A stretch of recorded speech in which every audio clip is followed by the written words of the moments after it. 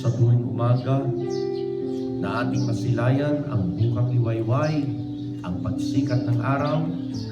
Muli, katapatan ng Diyos ang ating pasalamatan. Sa umagang ito, araw ng Lunes, tayo muli ay dadako. Samahan niyo po ako sa pananalangin. Dalhin natin ang ating mga tahanan muli at hingi tayo ng basbas ng Diyos sa ating mga gagawin sa araw nito. Muli, ito ang inyong abang lingkod, Pastor Cyril Ganansal dito sa Conception Bible Baptist Church. Aalay ng pananalangin para sa lahat. Of course, patnubay ng Diyos para sa araw na ito. Salamat tayo that we are still strong, we are still healthy. The Lord is good, very good all the time. Dahil po nakaabot na tayo dito. Nasa na tayo? 26, 27, hanggang 30. Hopefully, 30, ililift up ang lockdown sa atin. Sana. No? Kung hindi man, well, aantay tayo ng May 15. But, let us just be law-abiding citizen at ako'y naniniwala na ang ating mga pamunuan dito sa ating bayan, sa ating probinsya ay kumikilos. Kaya idudulog natin sila sa panalangin, kumikilos upang ang mga makasali din ho tayo sa pag-alis ng lockdown. Opo. And sana ay tuloy-tuloy na. Tuloy-tuloy na ang testing ay magiging negatibo para sa lahat. At kaya panatilihin natin ang ating mga sarili, ang ating mga kinakain, ang ating mga ginagawa araw-araw na ang ating pangatawan ay magiging malusog. Mga minamahal kong kapitbahay dito sa Little Baguio. Samahan na natin ang panalangin. Samahan na natin ang pagpapala, ay ng pagpapala at patnubay ng Diyos. Sa araw na ito, ako'y naniniwala na tayo I will just be alright. Okay? Okay? So, sa umagang ito, nais kong dalhin ulit kayo doon sa ating binabahagi na walang iba kundi ang pag-ibig. Paano mahalin ang Diyos ng buong puso, ng buong kaluluwa, ng buong lakas.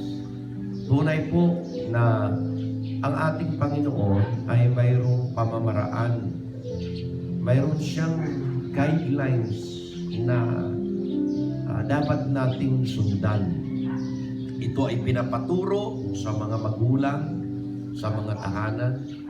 Kasi kung ito ay sundin lang talaga, ito yung tinatawag na building our strong family. Not only in material things, but to do it balance also in spiritual things. So, sabi ng Panginoon sa kanyang una at dakilang utos is to love the Lord thy God. The first, basahin ko ulit, makasulat po yan sa aklat ng Matthew. Okay? Matthew chapter 22. Verse number 37, ang sabi dito, Jesus said unto him, yung lawyer na nag-ask sa kanya, what is the great commandment in the law?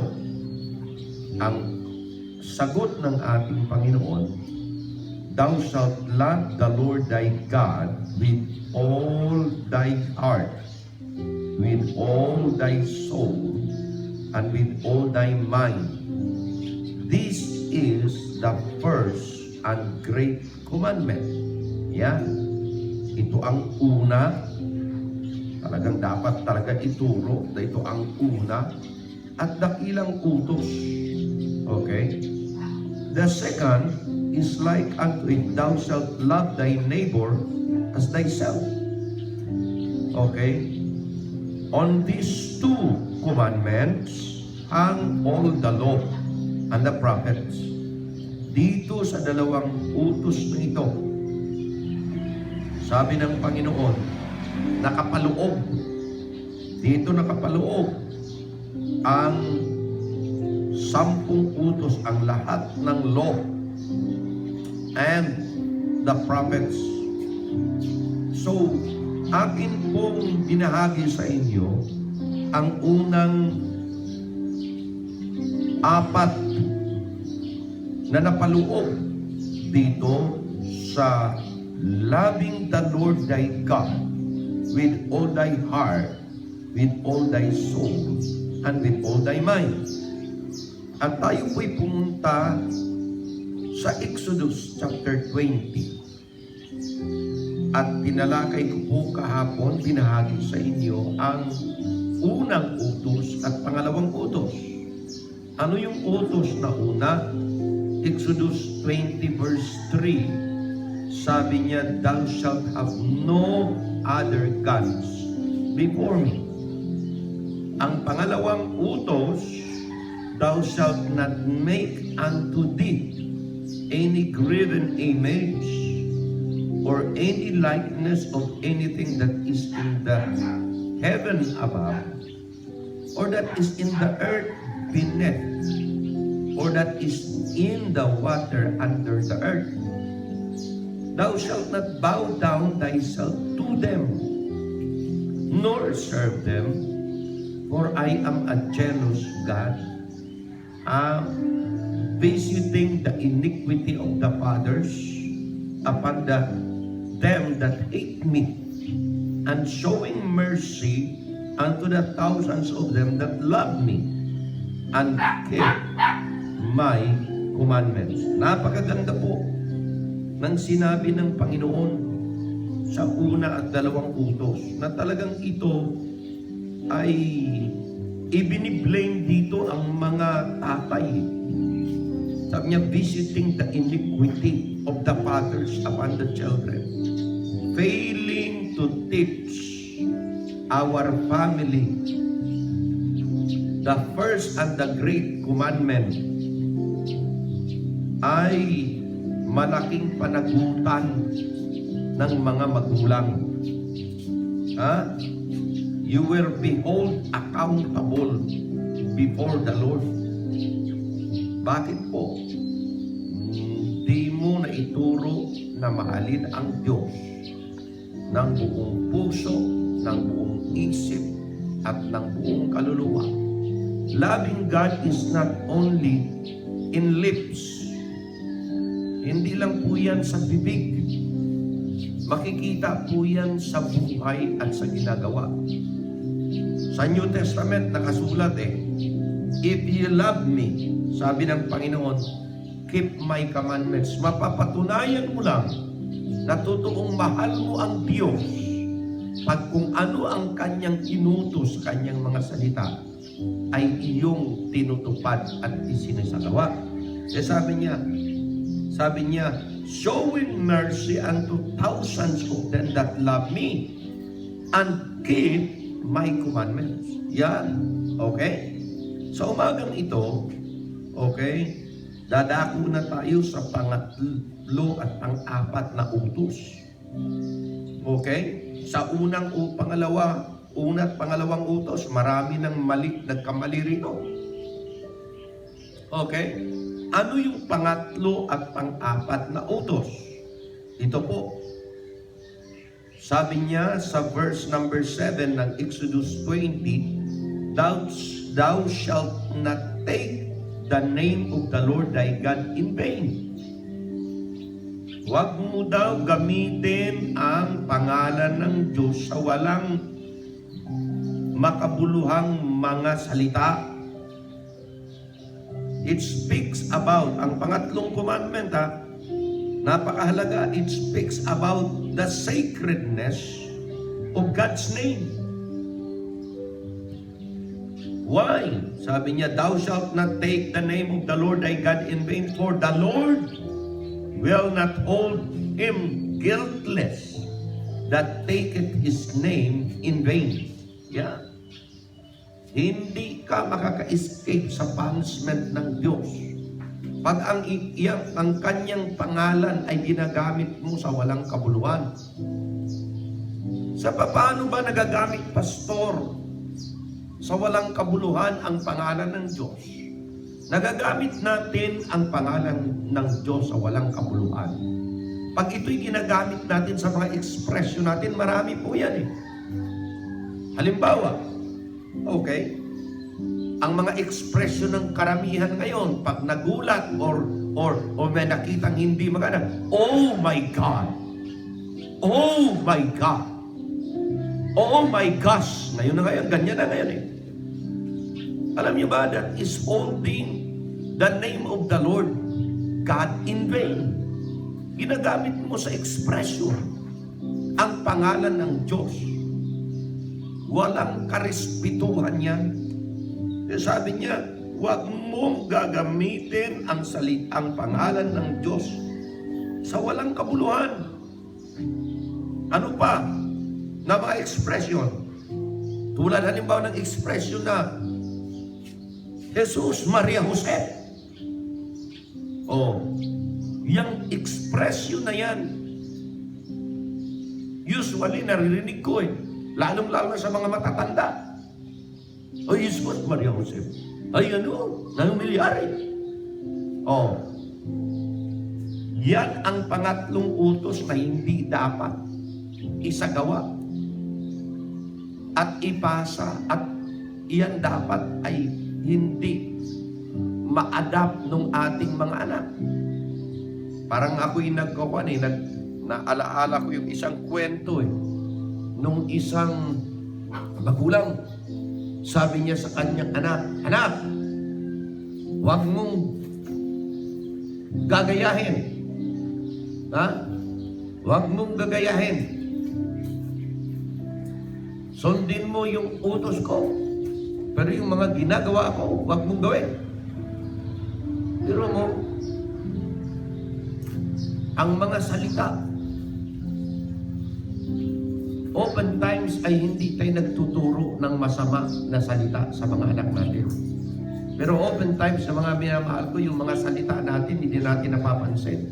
Ginagaya lang pala ng mga anak natin. Parang kwento ng alimasag eh. Na sabi ng nanay na alimasag, anak, takbuhin mo, kunin mo yung bula. Kunin mo. Yung tumakbong anak. Tapos bumalik. Sabi ng nanay na alimasag, bakit ganun ka tumakbo? Patagilid. Sabi naman ng asawa, ang lalaking alimasag, mother, punta ka rito. Punta naman, takbo yung nanay naman. Ganun. Tapos, mamaya-maya, yung anak, pumunta doon sa tatay. Sabi nung anak, nay, alam ko na. Bakit? Patagilid akong tumakbo. Kasi ikaw rin eh. Patagilid ka rin tumatakbo eh. Gaya lang ako sa'yo. Mana lang ako sa'yo. Oftentimes, mga minamahal ko, hindi natin napapansin, kaya ingat tayo sa mga pangungusap natin sa loob ng bahay. Bakit? Mamaya sa mga pangungusap natin sa loob ng bahay, naturuan na natin ang ating mga anak. Kasi kung anong naririnig nila, kung anong nakikita nila, siya din ginagaya nila. Oftentimes, ni-rebuke ng tatay yung kanyang anak dahil mura ng mura. Pero sinabi naman sa kanya, kaya lang naman ako. Ganito kasi, ikaw naman ang naririnig kong nagsasalita ng ganito. You know? Corrupt communication. Using our lips that should praise the Lord. Hindi dapat.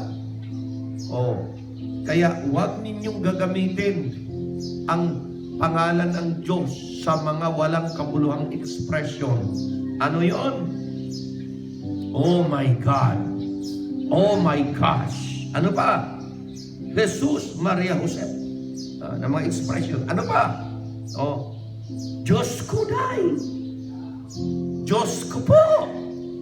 Diyos ko day. Ito ang mga hindi natin napapansin eh.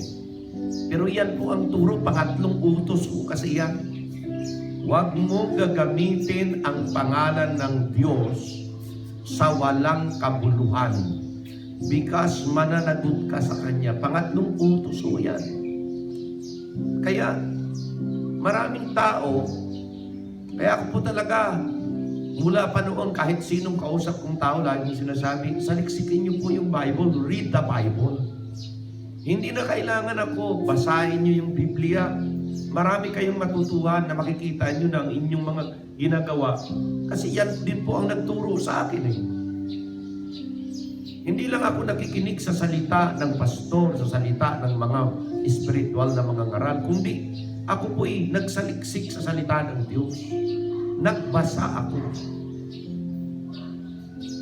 Doon ko nakita sa salita ng Diyos na andito pala yung mga pasabi ng Panginoon. Kaso lang hindi alam ng karamihan kasi hindi nagbabasa ng Biblia. Sa totoo lang, marami ng organization ang nagbigay sa atin ng mga Bibles eh. Pero ang mga Bibles oftentimes itinago lang natin pero hindi natin binasa. Kaya doon, maraming naliligaw. Okay? So, pangatlong utos po yan doon sa love the Lord thy God. Ito yung pang-apat na utos na ito po ay pang-kabuuan. Anong sabi niya? Sa verse number 8, fourth commandment ito. Okay? Ang fourth commandment ay ito, remember the Sabbath day to keep it holy. Yan. Okay? Tapos, in-explain niya. Verse 9, 6 days thou shalt do labor, do all thy works, but the seventh day is the Sabbath of the Lord thy God. In it thou shalt not do any work, thou or thy sons or thy daughter, thy manservant, thy maidservant, for thy cattle, nor for thy strangers that is within thy gates. For in 6 days the Lord made heaven and earth, and the sea and all that in them is, and rested the seventh day. Therefore the Lord blessed the Sabbath day, and hallowed it. Ayan. So ang pang-apat na utos ay ating igalang ang Sabat na araw o araw ng kapahingahan. Well, sa Jewish nation, seventh day is the rest day, is the Sabbath day. Pero po, Sabbath day is not always seventh day. Ha? Maintindihan, binabalansin natin ang salita ng Diyos. Now, dito po, ang talagang sinasabi ng Diyos sa pagdating sa ikapitong araw, itong araw ng pagpapahinga. Actually, ang araw na ito ay para sa Diyos. Okay? Kaya sabi ng Panginoon, bibigyan ko kayo ng 6 na araw na kayo ay mangalakal, kayo ay magtrabaho, kayo ay maghanap buhay para ang pangangailangan niyo sa physical ay inyong mahanap at mai-provide ang inyong physical na pangangailangan. Pero ang ikapitong araw ay akin. Ang ikapitong araw na ito ay pagpo-provide ng inyong spiritual na pangangailangan. Tayong mga Christians, okay, we practice that Sunday is the day of the Lord na kung saan iaalay natin sa ating mga pagsamba. Kahit saan po tayo at ano po ang relihiyon natin.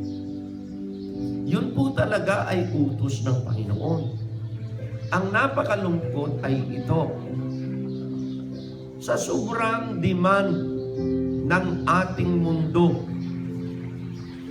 mga companies na tinatrabahuan, dinidiman, paglinggo,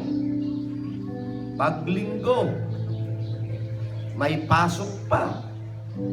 Ang ating mga paaralan, paglinggo, may pasok pa. Alam nyo, hindi na intindihan. Kasi marami ang marurunong pero hindi talaga nagbasa at nag-implement ng Bible. Na paglinggo dapat sa Panginoon yan. Huwag mong kukunin yan. Binigay na sa iyo ang 6 na araw eh. Yan ang nakakalungkot. Kaya alam nyo, kaya ang pandemic na ito, palagay ko, binigay na para magpahinga tayo sa trabaho eh. Kaya walang lahat trabaho. Walang lahat aral. Manatili sa loob ng bahay. May maganda ding nagagawa ito eh. Opo. Para i-realize natin na dapat ang buhay ay hindi focus ka lang sa isang bagay na nagiging unbalanced na ang buhay mo. Ang iba nagpapakamatay sa trabaho mula nang sila'y nabigyan ng trabaho. Walang tigil hanggang dumating sa punto sila ay nagkaroon na ng maraming pera. Tumanda na rin. Pero sa kanilang pagtanda, nagkasakit. Ang lahat ng kanyang trinabaho sa buong buhay niya para mag-ipon, para kahusto lang at kulang pang ginastos sa kanyang sakit nung siya'y tumanda na. Bakit po? Kasi ang tao talaga abusado, walang disiplina. Alam niyo mga minamahal ko, ang salita ng Diyos balanse. Okay? Kaya hindi po masama na magtrabaho. Pero wag mong hahayaan na wala ka ng panahon sa Diyos. Itong quarantine na ito, mga minamahal ko, ang nakikita ko ay ito. Talagang marami tayong panahon sa ating pamilya ngayon. At ngayon, binigyan talaga tayo ng Panginoon ng pagkakataon, panahon, na magnilay-nilay at mag-isip-isip sa ating mga sarili at sa ating mga buhay. Kaya tayo naka-quarantine dahil nais ng Panginoon pakita sa atin na dapat tayo ay talagang mag-isip-isip. Kaya dito po, loving the Lord thy God with all thy soul, with all thy heart, with all thy mind is the first and the great commandment na dapat ipatupad, isagawa sa mga tahanan na kung saan alat ng mga families at tahanan nagkulang at nagkamali. Ano yung unang utos? Walang Diyos na iba maliban sa Panginoon. Pangalawa, huwag kang gagawa. Gumawa pa lang, kasalanan na.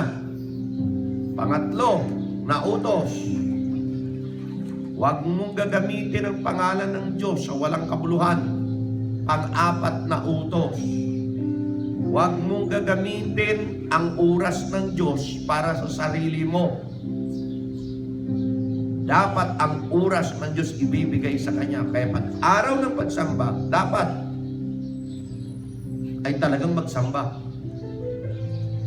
Yan ang nakabuuan ng sinasabing mahalin mo ang Diyos ng buong puso, ng buong isip, ng buong kaluluwa, at ng buong lakas. Pag yan po ay ating sinunod, mahal natin ang Diyos. Pag hindi natin sinusunod, kahit ano pang sabihin mo, hindi mo mahal ang Diyos ng buong puso, ng buong isip, ng buong kaluluwa. Bakit? Kasi may nauna pa kayo sa Kanya. Ha? Ano ito? This is the first and the great commandment. Kaya po, ang mga nagmamahal sa Diyos ay mga tao na hindi lang nagsasabi sa bibig, kundi ng mga tao na nagbasa ng Kanyang salita at kanilang tinutupad kung anuman ang inuutos sa salita ng Diyos. Okay? Bukas, tatalakayan natin ano yung loving thy neighbor as thyself. Tomorrow, dahil yan ay dyan napapaloob ang 6 na utos ng Diyos. 6 na utos. Ang first 4 commandments is the relationship of man to God. Tandaan niyo po, loving the Lord thy God with all thy soul, with all thy mind, with all thy heart is our relationship to God. Relationship ng tao at saka sa Diyos yan. Pero yung 6 hanggang 10 utos, ito po yung relasyon ng tao sa kapwa-tao. At tatalakayin natin bukas yan. Pero napakaliwanag, napaka-importante na sundin natin at ituro natin sa mga tahanan natin ang kautusan ng Panginoon, lalong-lalo na sa ating mga anak, upang wag nilang labagin at wag lumabag. At alam ba ninyo, nasabi nga ng Panginoon, pag ito nilabag nyo, ang sumpa, ang curse, will be to your 3rd and 4th generation. Yun ang sabi. Pag ito hindi sununod ng magulang, at itong kamaliang ito na ipasa-pasa sa kanyang mga anak, ang sumpa, ang curse, up to the 3rd and 4th generation. Pag tumama ka naman, pag naituro mo naman ito, aba ang blessing naman. Kaya balanse, the blessing naman, up to the 3rd and 4th generation.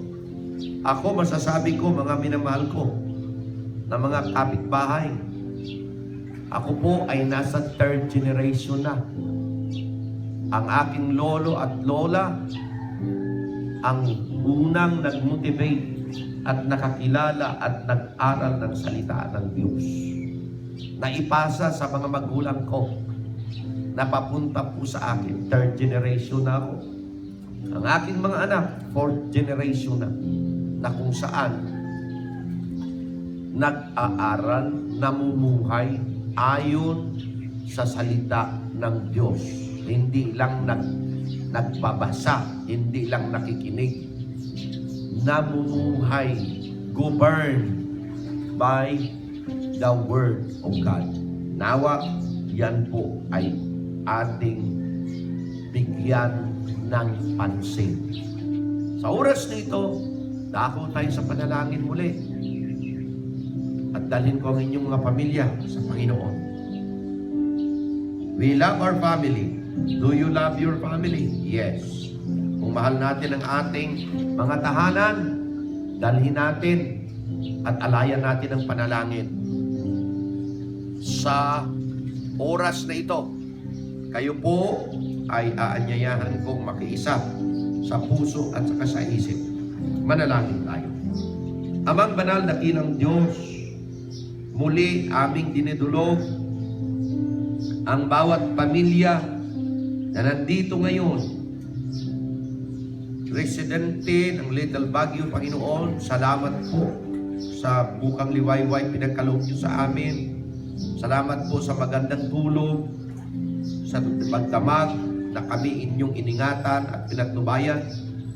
Salamat po na muli kami ay nabigyan ng pagkakataon at binigyan niyo ng buhay upang kami po ay magpasalamat. Umpisa namin ang aming araw ng tama sa magitan ng pag-umpisa sa inyo. Panginoon, dinudulog ko ang mga Buko family, Bernardi de Guzman, Torla, Manyo, Mungkal family, Galang, Baron, Estacio, Neredon at Nerison family. Panginoon, itong mga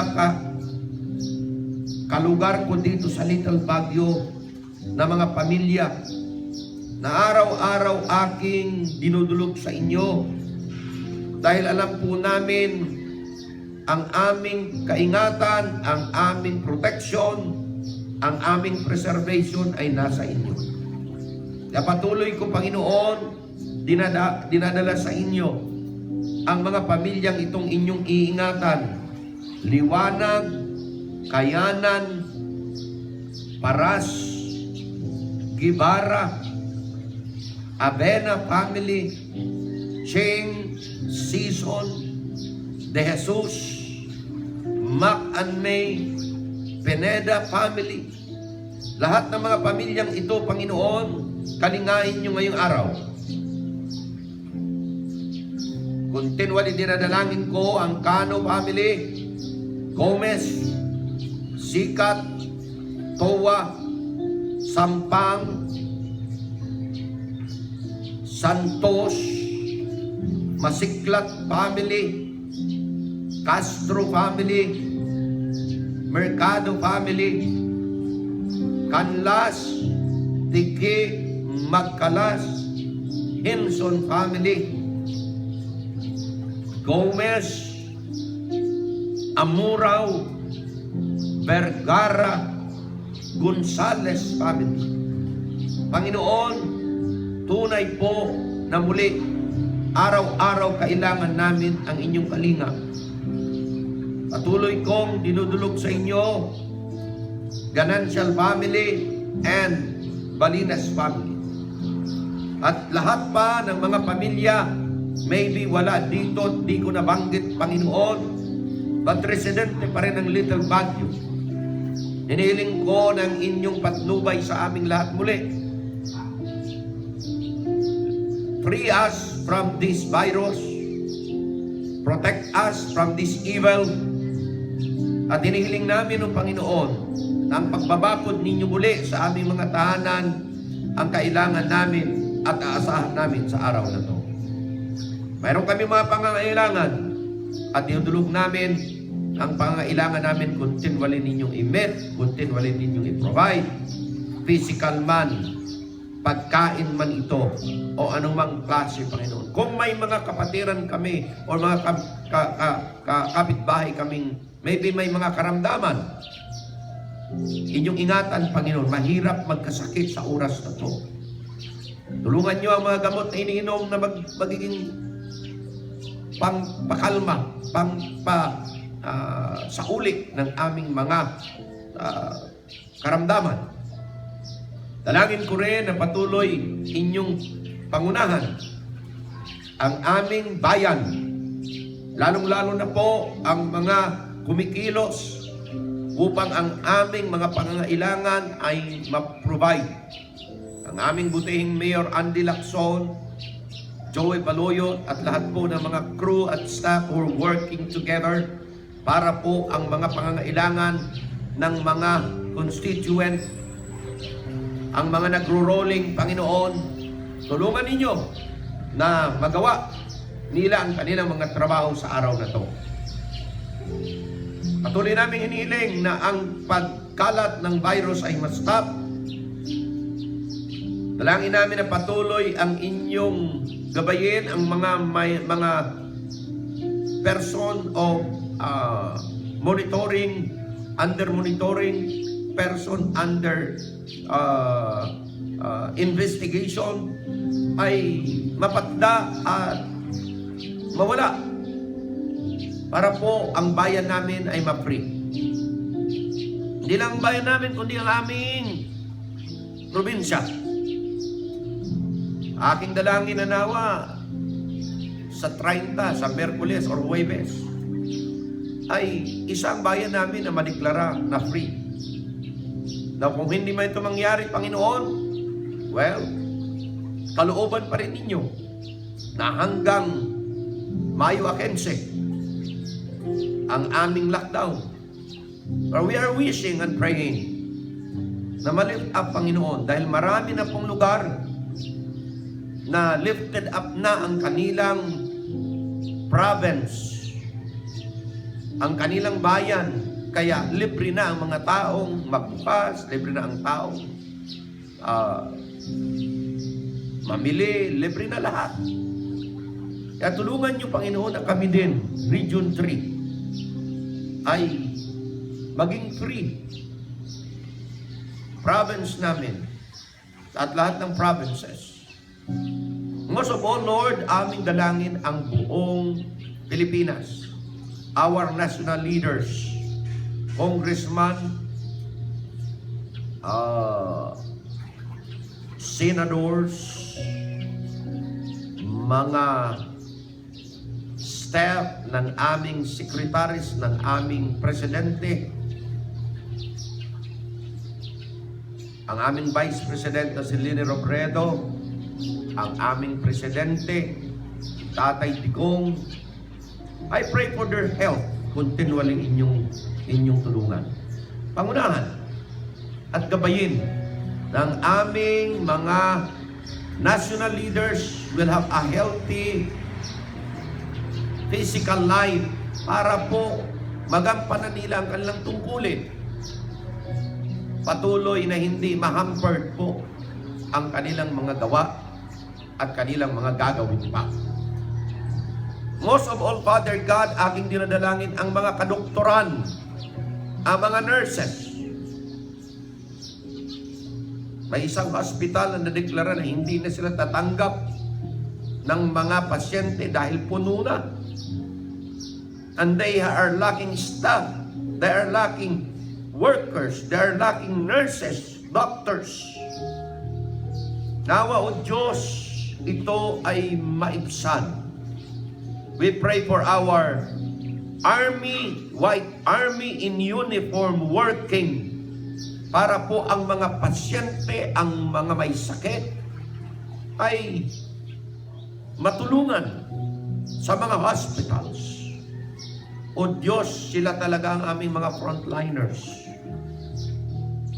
Yung mga kasundaluhan namin na nagdadala ng mga tulong sa mga remote areas, ingatan po ninyo ang mga kapulisan namin na nag-i-implement na Panginoon, bigyan nyo ng wisdom in dealing situations dahil hindi po madali ang kanilang trabaho. Most of all, Father God, muli, babalik kami sa mga may sakit ng COVID-19. Akin pong dinadalangin o Diyos, ang aking bayaw in the States.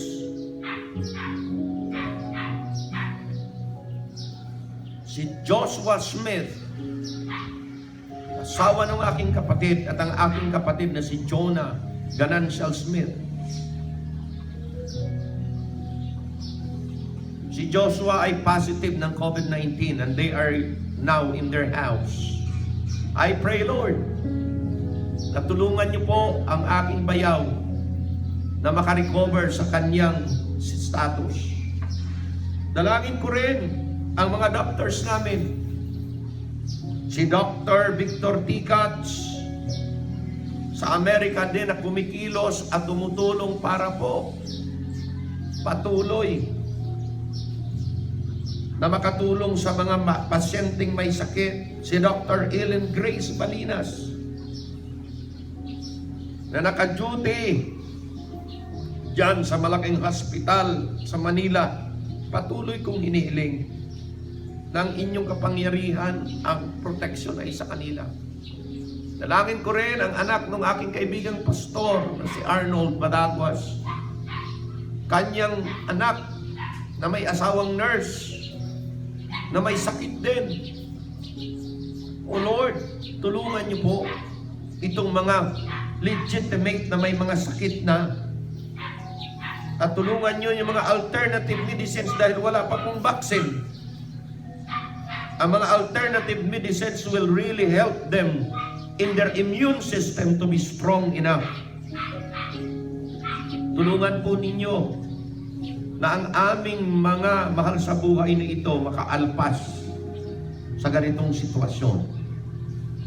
At dalangin namin na lahat ng mga may sakit at may karamdaman ng COVID-19 could be healed in your name. Give them hope. Give them strength. Touch their body para ang kanilang immune system will become strong. At Panginoon, kayo po ang siyang aasahan namin na mag-a-accomplish nito. Because this is impossible for us. But to them who believe in God, there is nothing impossible. To them that believe it, and to the God who is the master of impossibilities. Lord, we pray for miracle that you will do. And kiniklaim namin na muli, ang miracle na yan will be experienced today by those people who are really in the place of critical status. Kiniklaim ko po na pagpalain nyo ang aming lugar, ang lugar ng Concepcion, ang lugar ng Little Baguio, at keep us always protected and safe today. Ito po yung dalangin in Jesus' name. Amen and amen. Salamat po. Magandang umaga muli. Hanggang bukas. God bless you all.